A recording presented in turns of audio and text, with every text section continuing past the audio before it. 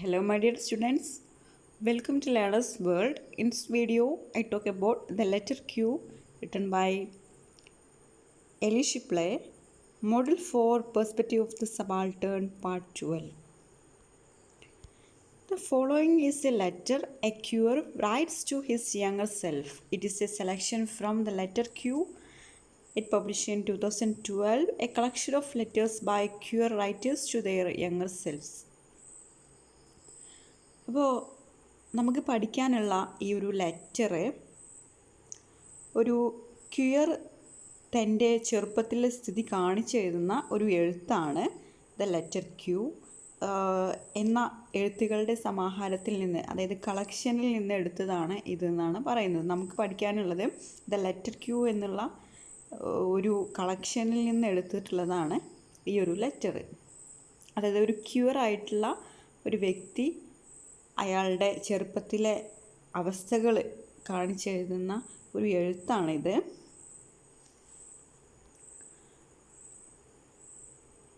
Ellie Shipley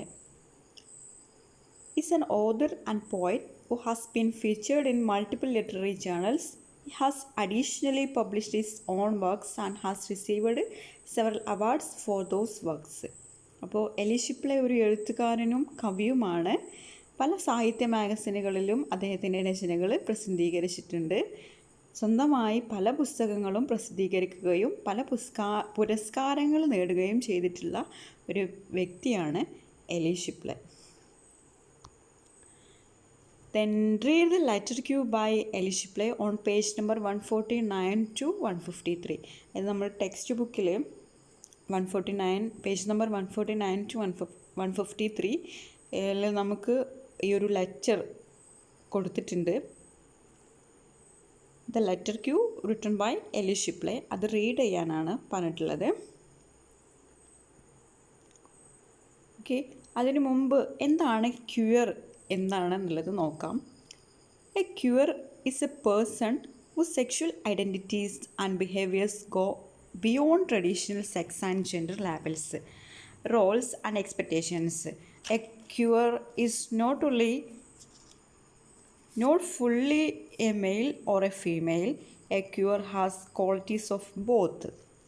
അപ്പോൾ ആരാണ് ഒരു ക്യൂർ ആരാണെന്നാണ് ഇവിടെ പറയുന്നത്.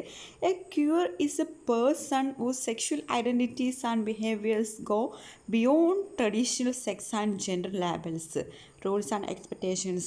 അതായത് ക്യൂർ ആരാന്ന് വെച്ചാൽ പരമ്പരാഗതമായ സ്ത്രീ പുരുഷ ലൈംഗിക സ്വഭാവങ്ങൾക്കും റോളിനും പ്രതീക്ഷകൾക്കും അപ്പുറം കാണപ്പെടുന്ന ലൈംഗിക ന്യൂനപക്ഷമാണ് ക്യൂർ എന്ന് പറയുന്നത്.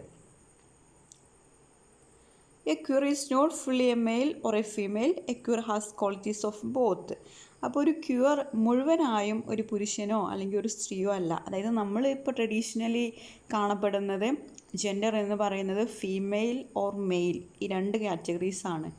പിന്നീട് വന്നിട്ടുള്ളതാണ് അതർ എന്ന് പറയുന്ന കാറ്റഗറി. അതർ എന്നുള്ളതിൽ പെട്ടിട്ടുള്ളതാണ് ലെസ്ബിയൻ, ഗേ, അതുപോലെ ബൈസെക്ഷൽ, ട്രാൻസ്ജെൻഡർ, ക്യൂർ, ഈ കാറ്റഗറീസൊക്കെ അതിൽ പെട്ടിട്ടുള്ളതാണ്. അപ്പോൾ നമ്മൾ ഈ ട്രഡീഷണലി നമ്മൾ പരമ്പരാഗതമായിട്ട് നമ്മൾ ഫോളോ ചെയ്യുന്നത് ജെൻഡർ എന്നുള്ള കാറ്റഗറിയിൽ മെയിലും ഫീമെയിലും മാത്രമേ ഉള്ളൂ എന്നാണ്. അപ്പോൾ ഇതിന് പുറമെ ഒരു കാറ്റഗറി കൂടെ ഉണ്ട് എന്നുള്ളത് കാണിക്കുന്നതാണ് ക്യൂർ എന്നുള്ളത്. അതായത് ഒരു ക്യൂർ മുഴുവനായും ഒരു പുരുഷനോ സ്ത്രീയോ അല്ല. അതായത് ഒരു പുരുഷൻ്റെയും അതുപോലെ ഒരു സ്ത്രീയുടെയും സവിശേഷതകൾ നമുക്കൊരു ക്യൂറിൽ കാണാൻ കഴിയും. അതായത് ഇപ്പോൾ നമ്മൾ ഒരു ഫീമെയിൽ ആണെങ്കിൽ ആ ഫീമെയിലിൻ്റെ ക്വാളിറ്റീസും ഫീമെയിലിൻ്റെ സെക്ഷൽ ഓർഗൻസും ഒക്കെ ആയിരിക്കും. അതുപോലെ മെയിലാണെങ്കിലും അങ്ങനെയാണ്. പക്ഷെ ഒരു ക്യൂർ ആണെങ്കിൽ ഇത് രണ്ടിൻ്റെയും ഒരു മിക്സ്ചർ ആണെന്നാണ് പറയുന്നത്. അതായത് ക്യൂർ എന്ന് പറയുന്നത് ഒരു പുരുഷൻ്റെയും അതുപോലെ ഒരു സ്ത്രീയുടെയും സ്വഭാവ സവിശേഷതകളൊക്കെ ഇൻക്ലൂഡ് ചെയ്തിട്ടുള്ളതാണ് ഒരു ക്യൂർ എന്ന് പറയുന്നത്. അതായത് ഒരു ക്യൂർ മുഴുവനായ ഒരു പുരുഷനോ സ്ത്രീയോ അല്ല എന്നാണ് പറയുന്നത്. രണ്ട് കൂട്ടരുടെയും സവിശേഷതകൾ ഒരു ക്യൂറിൽ കാണാൻ കഴിയും എന്നാണ് പറയുന്നത്. ഇതാണ് ഒരു ക്യൂർ എന്ന് പറയുന്നത്. Then read the letter Q by Ellie Shipley on page number 149 to 153. അപ്പോൾ ഈ ഒരു ദ ലെറ്റർ ക്യൂ എന്ന് പറഞ്ഞിട്ടുള്ള ഇതിൽ ഒരു ക്യൂറായിട്ടുള്ള ഒരു പേഴ്സൺ അദ്ദേഹത്തിൻ്റെ ജീവിതത്തിൽ ഉണ്ടായിട്ടുള്ള, അതായത് കുട്ടിക്കാലം മുതൽ അദ്ദേഹത്തിൻ്റെ ജീവിതത്തിൽ ഒരു ക്യൂർ ആയതുകൊണ്ട് ഉണ്ടായിട്ടുള്ള അവസ്ഥകളൊക്കെ ഡിസ്ക്രൈബ് ചെയ്യുന്ന ഒരു ലെറ്ററാണ് ലെറ്റർ ക്യൂ റിട്ടൺ ബൈ എലിഷിപ്പ്. I want to share one of my favorite poems with you, maybe someday by Yanis Ritsos. അപ്പോൾ ആ ഒരു ക്യൂർ ആയിട്ടുള്ള പേഴ്സൺ പറയുകയാണ്, ഞാൻ നിങ്ങളുമായിട്ടൊരു പോയം ഷെയർ ചെയ്യുന്നുണ്ട്, maybe someday, written by Yannis Ritsos. The poem goes like this.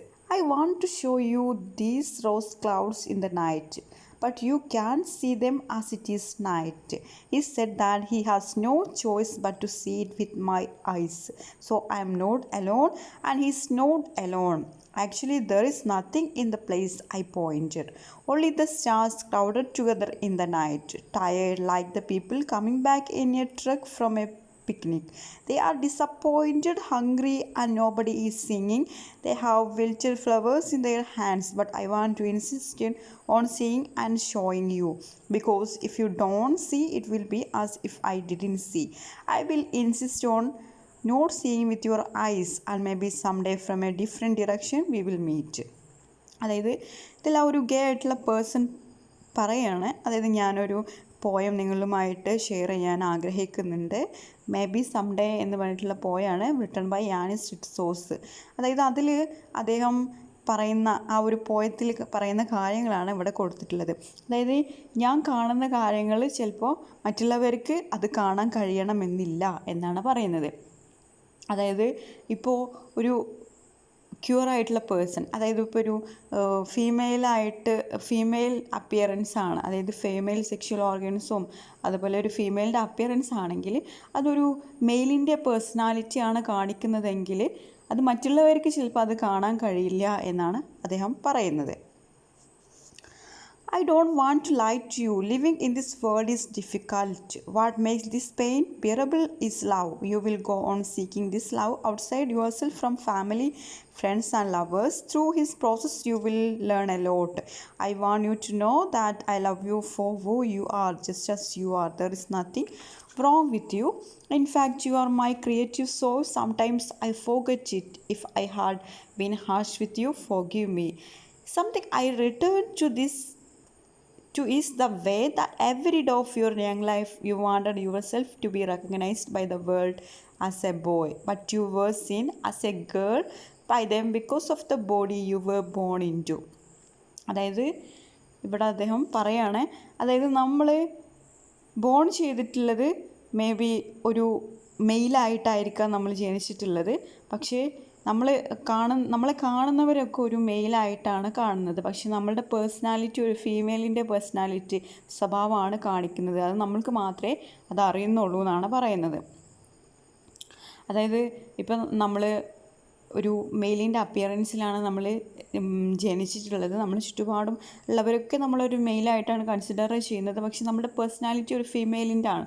അതായത് ഒരു ഫീമെയിലിൻ്റെ ഒരു പെൺകുട്ടി ധരിക്കുന്ന ഡ്രസ്സിടാണ് നമ്മൾ ആഗ്രഹിക്കുക, അവർ ഹെയറൊക്കെ കെട്ടിവെക്കുന്നത് പോലെ നമ്മൾ കെട്ടിവെക്കാൻ നമ്മൾ ആഗ്രഹിക്കുക, അതുപോലെ അവർ ഉപയോഗിക്കുന്ന പാവകളൊക്കെ ആയിട്ട് കളിക്കുക, ഈ വക കാര്യങ്ങളൊക്കെ നമുക്ക് മാത്രം അറിയാവുന്ന ഇതാണെന്നാണ് അദ്ദേഹം പറയുന്നത്. This is a gift, but had to carry. You could not share your vision with anyone. Often you were scolded for not conforming to your assigned gender role of a female. I remembered us thinking around age 14 or 15, why I tortured with this thought. It is never going to happen. At that time, we did not know it was possible to live in this world and be recognized as male. അതായത് പിന്നീട് ഈ person പറയുകയാണ്, this is A gift, അതായത് ഇത് എനിക്ക് കിട്ടിയിട്ടുള്ള ഒരു അനുഗ്രഹമാണ്, ഒരു ഗിഫ്റ്റാണെന്നാണ് പറയുന്നത്. ബട്ട് ഹാഡ് ടു ക്യാരി, പക്ഷേ ഇത് ക്യാരി ചെയ്യൽ ബുദ്ധിമുട്ടാണ്. അതായത് ഒരു പേഴ്സൺ ജനിച്ചു കഴിഞ്ഞിട്ട് അത് മെയിൽ അപ്പിയറൻസും മെയിൽ സെക്ഷൽ ഓർഗൻസും ഒക്കെയാണ് ഉള്ളത്, പക്ഷേ ഒരു ഫീമെയിലിൻ്റെ പേഴ്സണാലിറ്റി കാണിക്കുന്നു, അത് റെക്കഗ്നൈസ് ചെയ്യുന്നു, അതായത് ആ കുട്ടി മനസ്സിലാക്കുന്നു ഞാനൊരു ഫീമെയിൽ ആകേണ്ടതാണ്, ഞാനൊരു ഫീമെയിൽ ആണെന്ന് റെക്കഗ്നൈസ് ചെയ്യുന്നു, അതൊരു ഗിഫ്റ്റ് ആണെന്നാണ് പറയുന്നത്. പക്ഷേ ഇത് ക്യാരി ചെയ്യാൻ ബുദ്ധിമുട്ടാണെന്നാണ് പറയുന്നത്. അതായത് മുന്നോട്ടുള്ള ലൈഫ് എന്ന് പറയുന്നത് ഈ ഒരു ഫീമെയിൽ എന്നുള്ള ഒരു റോളിലേക്ക് ഉള്ള ലൈഫ് എന്ന് പറയുന്നത് വളരെ ഡിഫിക്കൽട്ടായിരിക്കും. ഇത് മുന്നോട്ട് കൊണ്ടുപോകാൻ നല്ല ബുദ്ധിമുട്ടാണെന്നാണ് പറയുന്നത്. പിന്നീട് അദ്ദേഹം പറയുന്നത് ഒരു 14 or 15 ഏജൊക്കെ ആയ സമയത്ത് ഈ ഒരു ചിന്തകൾ അദ്ദേഹത്തെ വളരെയധികം ടോർച്ചർ ചെയ്തിരുന്നു എന്ന് പറയുന്നുണ്ട്. What is more valuable is that your imagination conceived it much earlier, before you had the language and society and medicine to name it. Interestingly, you began to read poems and write poems, a truer kind of knowledge. Your poetic imagination gave you insight and joy in the midst of misery. I remember the first time we read P.B. Shelley's poem Mutability. In it he said, "None may endure but mutability." അപ്പോൾ പിന്നീട് അദ്ദേഹം പറയുന്നത്, അതായത് ഇങ്ങനെയുള്ള sufferings, അതായത് misery, അതായത് നമ്മുടെ ദുഃഖങ്ങളൊക്കെ മാറ്റാനുള്ള ഒരു മരുന്നായിട്ടാണ് പോയട്രിയെ കണ്ടിട്ടുണ്ടായിരുന്നത്.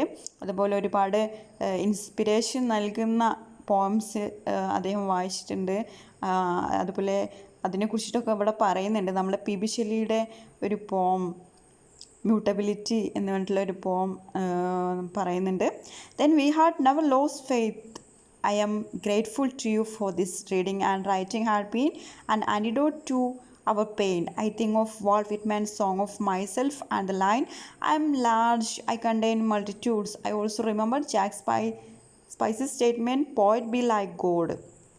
പിന്നെ അദ്ദേഹം പറയുന്നത് we had never lost faith, അതായത് നമ്മളിലുള്ള വിശ്വാസം നമ്മൾ നഷ്ടപ്പെടുത്തരുത് എന്ന് പറയുന്നുണ്ട്. അതുപോലെ ആ ഒരു reading and writing had been antidote to our pain, അതായത് നമ്മളുടെ വേദനകൾക്ക് ഒരു ആൻറ്റിഡോട്ട്, ഒരു മറുമരുന്നായിട്ട് യൂസ് ചെയ്തിരുന്നതാണ് റീഡിങ്ങും റൈറ്റിങ്ങും ഒക്കെ എന്നാണ് പറയുന്നത്. അതുപോലെ ഒരുപാട് പോംസ് വായിച്ചിട്ടുണ്ടായിരുന്നു. അതിൽ അദ്ദേഹത്തിന് ഇൻസ്പിറേഷൻ തോന്നിയിട്ടുള്ള ഒരു പോമാണ് വാൾട്ട് വിറ്റ്മാൻ്റെ സോങ് ഓഫ് മൈസെൽഫ് എന്നുള്ളത്. അതിൽ അദ്ദേഹം ഒരു ലൈൻ പറയുന്നുണ്ട്, അത് വളരെ ഫേമസ് ആയിട്ട്, അത് വളരെ ഇൻസ്പിറേഷനായിട്ട് തോന്നിയിട്ടുണ്ട് എന്നാണ് പറയുന്നത്. I M large, I contain multitudes. അതായത് ഇതിൽ പോയിറ്റ് പറയാണ് I M large, I contain multitude. അതായത് ഇവിടെ പോയിറ്റ് വാൾട്ട് വിറ്റ്മാൻ പറയുന്നത് ഞാൻ വലുതാണ്, എന്നിൽ പലതുമുണ്ട് എന്നാണ് പറയുന്നത്. അതായത് ഞാൻ വലുതാണ്, എന്നിൽ പലതുമുണ്ട് എന്ന് പറയുന്നത്, അതായത് എന്നിൽ സ്ത്രീയുടെയും പുരുഷൻ്റെയും പേഴ്സണാലിറ്റീസ്, അതായത് സവിശേഷതകൾ എന്നിലുണ്ട്, അതുകൊണ്ട് തന്നെ ഞാൻ ലാർജ് ആണെന്നാണ് വാൾട്ട് വിറ്റ്മാൻ അദ്ദേഹത്തിൻ്റെ പോമായിട്ടുള്ള സോങ് ഓഫ് മൈ സെൽഫിൽ പറഞ്ഞിട്ടുള്ളത്. I M large, I contain multitudes. അതായത് ഇത് പറയുന്ന സമയത്ത് വാൾട്ട് വിറ്റ്മാൻ ഈ ഒരു ലൈൻസ് പറയുന്ന സമയത്ത് ഇതിലുള്ള ആ ഒരു ക്യൂർ പേഴ്സൺ വളരെയധികം സന്തോഷിക്കുന്നുണ്ട് എന്നാണ് പറയുന്നത്. കാരണം അയാളിലും പലതുമുണ്ട്, പുരുഷൻ്റെയും സ്ത്രീകളുടെയും സവിശേഷതകൾ അയാളിലുമുണ്ട്, അയാളൊരു ക്യൂറാണ്. അതുകൊണ്ട് തന്നെയാണ് അതായത് ഒരു മെയിലിൻ്റെയും ഫീമെയിലിൻ്റെയും ഫീച്ചേഴ്സ് അയാളിലും കാണാൻ കഴിയുന്നുണ്ട്. അപ്പോൾ അയാൾക്ക് ഭയങ്കര സന്തോഷമായി എന്നാണ് പറയുന്നത്. I was touched by an anecdote which I recently read in the book Radical Acceptance by a Buddhist teacher, Tara Brach. Several years ago, a group of Buddhist teachers and psychologists from the USA and Europe invited the Dalai Lama to have a dialogue about emotions and health. During one discussion, one teacher asked him to talk about the suffering of self-hatred. പിന്നീട് പറയുന്നത് self hated ആണ്. അതായത് ഇങ്ങനെയുള്ള persons, അതായത് ഇങ്ങനെ ക്യൂറായിട്ടുള്ള ആളുകൾ അവർ സ്വയം അവരെ വെറുക്കുമെന്നാണ് പറയുന്നത്, സെൽഫ് ഹേറ്റഡ് ആണെന്നാണ് പറയുന്നത്. അതായത് USA യൂറോപ്പിലൊക്കെ ഉണ്ടായിട്ടുള്ള ഒരു ഡിസ്കഷൻ്റെ സമയത്ത് ദാലൈ ലാമയെ ഇൻവൈറ്റ് ചെയ്യുന്നുണ്ട്. ആ സമയത്ത് ഒരു ക്വസ്റ്റ്യൻ ചോദിച്ചിട്ടുള്ളതാണ് വാട്ട് ഈസ് സെൽഫ് ഹേറ്റഡ് എന്നുള്ളത്. ആ സമയത്ത് when the people person there tried to explain what it is and told him that many of their students and clients suffered from it. The Dalai Lama was astonished. He asked how they could feel that way when everybody has a Buddha nature.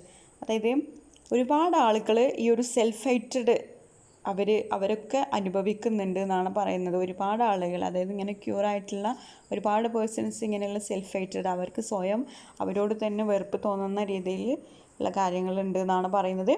Indeed self hated is not unusual especially for a queer kid. അതായത് ഒരു cure കിഡിന് self hated എന്ന് പറയുന്നത് അത്ര അസാധാരണമായിട്ടുള്ള കാര്യമല്ല എന്നാണ് പറയുന്നത്. അവരെ സംബന്ധിച്ചിടത്തോളം സാധാരണ നടക്കുന്ന ഒന്നാണ് സെൽഫ് ഹേറ്റഡ് എന്നുള്ളത്. അവർക്ക് അവരോട് തന്നെ ഒരു പുച്ഛം, ഒരു വെറുപ്പ് തോന്നുക എന്നുള്ളത് സാധാരണമായിട്ടുള്ളൊരു കാര്യമാണെന്നാണ് പറയുന്നത്. അതായത് നമ്മളുടെ കാളിദാസ് ജയറാമൊക്കെ അഭിനയിച്ചിട്ടുള്ള ഒരു മൂവി ഉണ്ട്, പാവൈ കഥകൾ എന്ന് പറഞ്ഞിട്ട്. അതിൽ ഇങ്ങനെയുള്ള ഒരു ക്യൂർ പേഴ്സൺ അനുഭവിക്കുന്ന ഒരുപാട് മിസറീസൊക്കെ നമുക്കതിൽ കാണാൻ കഴിയുന്നുണ്ട്. അതുപോലെ സമൂഹം എങ്ങനെയാണ് അവനെ കാണുന്നത്, എങ്ങനെയാണ് അവനെ കളിയാക്കുന്നത്, പുച്ഛിക്കുന്നത് എന്നുള്ള കാര്യങ്ങളൊക്കെ നമുക്കതിൽ നിന്ന് കാണാൻ കഴിയും. I'm proud that you have survived. I'm happy that you have found this Buddha nature in you and transformed your suffering into something beautiful through poetry. There is nothing wrong with you. Your primary transformation has to do with perception itself and nurturing your ability to see. Your resilience encourages me to go on. അപ്പോൾ ഇതാണ് നമ്മളുടെ letter Q. ഇനി ഇതിന് ആസ്പദമാക്കിയിട്ടുള്ള class room ആക്ടിവിറ്റീസാണ് ചെയ്യാൻ പറഞ്ഞിട്ടുള്ളത്. First question, unless the line I'm large, I contain multitudes from the point of view of a cure. അതായത് volt വിറ്റ്മാൻ്റെ ഒരു പോമുണ്ട്, song of myself. അതിലുള്ള ഒരു ലൈനാണ് I'm large, I contain multitudes എന്നുള്ളത്. അപ്പോൾ ഒരു ക്യൂറിൻ്റെ ഭാഗത്ത് നിന്ന് ഈ ഒരു ലൈന് വിശകലനം ചെയ്യാനാണ് പറഞ്ഞിട്ടുള്ളത്. A cure is a person whose sexual identities and behaviors go beyond traditional sex and gender labels, roles and expectations. A cure is not fully a male or a female. A cure has qualities of both. So when the poet says, I'm large, I contain multitudes, the cure feels happy because he too is large, containing male and female features. അതായത് നമ്മളുടെ പരമ്പരാഗതമായിട്ടുള്ള, അതായത് ട്രഡീഷണലായിട്ട് ഒരു gender എന്ന് പറയുന്നത് female or mail എന്നുള്ളതാണ്. അപ്പോൾ പ്രതീക്ഷകൾക്കും അപ്പുറം കാണപ്പെടുന്ന ലൈംഗിക ന്യൂനപക്ഷമാണ് ക്യൂർ എന്ന് പറയുന്നത്, അല്ലേ? ഒരു അതർ കാറ്റഗറിയാണ് ക്യൂർ ലെസ്ബിയൻ, ഗേ, ബൈസെക്ഷൽ, ട്രാൻസ്ജെൻഡർ എന്നൊക്കെ പറയുന്നത് ഒരു അതർ കാറ്റഗറിയാണ്. ഒരു ക്യൂർ മുഴുവനായും ഒരു പുരുഷനോ സ്ത്രീയോ അല്ല എന്നാണ് പറയുന്നത്. രണ്ടു കൂട്ടരുടെയും സവിശേഷതകൾ നമുക്കൊരു ക്യൂറിൽ കാണാം. അതുകൊണ്ട് നമ്മളുടെ പോയിറ്റ് വാൾട്ട് വിറ്റ്മാൻ പറഞ്ഞിട്ടുള്ളതാണ് I'm large, I contain multitudes. അതായത് ഞാൻ വലുതാണ്, എന്നിൽ പലതുമുണ്ട് എന്ന് പറയുമ്പോൾ ആ ക്യൂർ പേഴ്സൺ എന്താണ്, സന്തോഷിക്കുന്നുണ്ട് എന്നാണ് പറയുന്നത്. കാരണം എന്താണ്, അയാളിലും പലതുമുണ്ട്, പുരുഷൻ്റെയും സ്ത്രീകളുടെയും സവിശേഷതകളൊക്കെ ഉണ്ട് എന്നാണ് പറയുന്നത്. Then next question, do you think the terms heterosexual and homosexual address the complexities of sexualities? അതായത് ഹെറ്ററോസെക്ഷൽ, ഹോമോസെക്ഷൽ എന്നീ രണ്ട് വിഭാഗങ്ങളിൽ ഒതുങ്ങി നിൽക്കുന്നതാണോ ലൈംഗികതയുടെ സങ്കീർണതകൾ എന്നാണ് പറയുന്നത്. No, they don't. Apart from heterosexual and homosexuals, there are also bisexuals, transgenders and queer.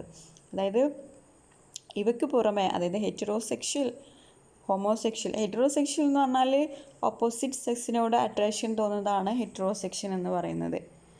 അപ്പോൾ heterosexual, homosexual എന്നിവയ്ക്ക് പുറമെ ബൈസെക്ഷൽ, ട്രാൻസ്ജെൻഡർ, ക്യൂർ മുതലായ വിഭാഗങ്ങളെയും നമുക്ക് കാണാൻ കഴിയും എന്നാണ് പറയുന്നത്. അതായത് നമ്മുടെ ട്രഡീഷണലായിട്ട് ഫീമെയിൽ ഓർ മെയിൽ എന്ന് പറഞ്ഞ ജെൻഡറിന് പുറമെ എന്താണ്, അതർ കാറ്റഗറി ആയിട്ടുണ്ട്. അതിൽ വരുന്നതാണ് ട്രാൻസ്ജെൻഡർ, ബൈസെക്ഷൽ, ക്യൂർ, അതുപോലെ ലെസ്ബിയൻ, ഗേ എന്നുള്ളതൊക്കെ. Then next question, your primary transformation which is going has to do with perception itself and nurturing your ability to see. Does this sentence signify that there is more to it than the physical condition that determines sexualities? അതായത് your primary transformation, അത് നിങ്ങളുടെ ആദ്യ മാറ്റം, അത് തുടർന്നു കൊണ്ടിരിക്കുന്ന ഒന്നാണ്. നിങ്ങളുടെ അവബോധത്തെ മാറ്റിക്കാണാനുള്ള നിങ്ങളുടെ കഴിവിനെ അത് പരിപോഷിക്കുന്നു.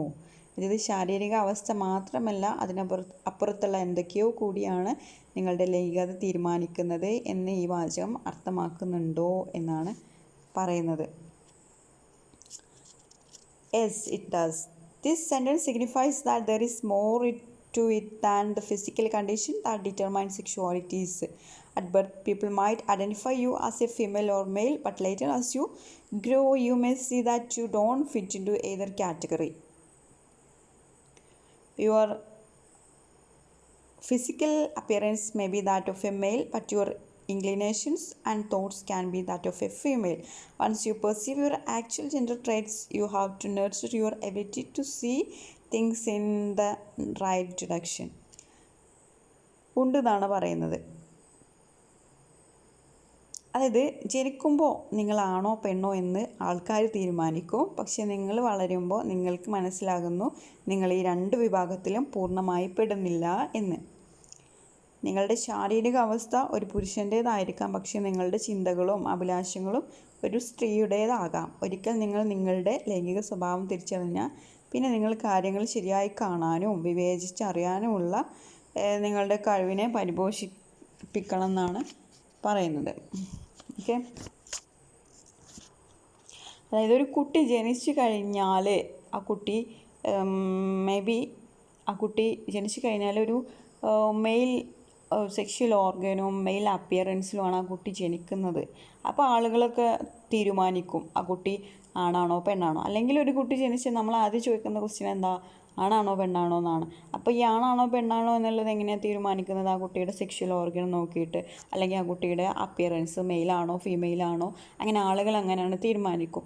അത് കഴിഞ്ഞിട്ട് ആ കുട്ടി വളർന്നു വരുമ്പോൾ ആ കുട്ടിക്കാണ് മനസ്സിലാകുന്നത് ഞാൻ എന്താണ്, ഞാൻ ഏത് ജെൻഡറാണ് എന്നുള്ളത്. അതായത് ആ കുട്ടിയുടെ പേഴ്സണാലിറ്റി, ആ കുട്ടിയുടെ ഫീച്ചേഴ്സ്, സവിശേഷതകൾ ആ കുട്ടിക്കാണത് റെക്കഗ്നൈസ് ചെയ്യുന്നത്.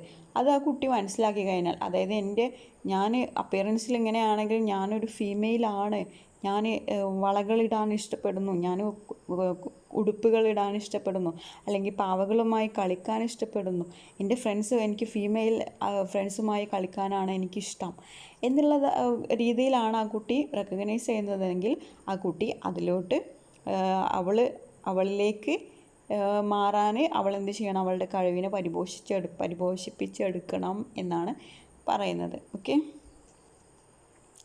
I conclude here. Thank you for watching our video. If you are interested, please subscribe, comment, share, like. Thank you.